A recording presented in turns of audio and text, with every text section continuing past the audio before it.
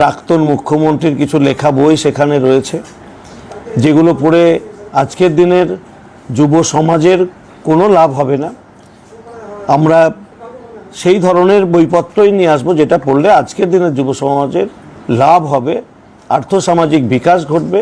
সেই ধরনের পাঠ্যপুস্তক লাইব্রেরিতে আসবে, লাইব্রেরিগুলোকে আধুনিকীকরণ করা হবে। তার নিজস্ব আইন প্রযোজ্য ছিল, সেই কারণেই তারা ওই ধরনের একটা সিলেবাস তৈরি করেছেন যেখানে মমতা ব্যানার্জির লেখা বই থাকবে। যেগুলো অপ্রয়োজনীয় সেগুলো একটাও থাকবে না। বই এখনও নির্দিষ্টভাবে সেটা করা হয়নি, তবে দেখুন এগুলো থাকবেই। আমাদের জাতীয়তাবাদ, রাষ্ট্রবাদের উপরে আমাদের পাঠ্যপুস্তক থাকবে, কারণ আমরা দেশের সার্বভৌমত্ব, আমাদের দেশের সংহতি রক্ষার জন্য লড়াই করছি। সুতরাং জাতীয়তাবাদ, রাষ্ট্রবাদ থাকবেই।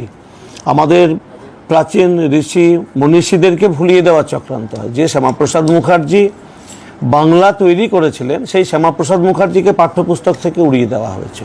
তো এই ধরনের গ্রন্থ থাকবে।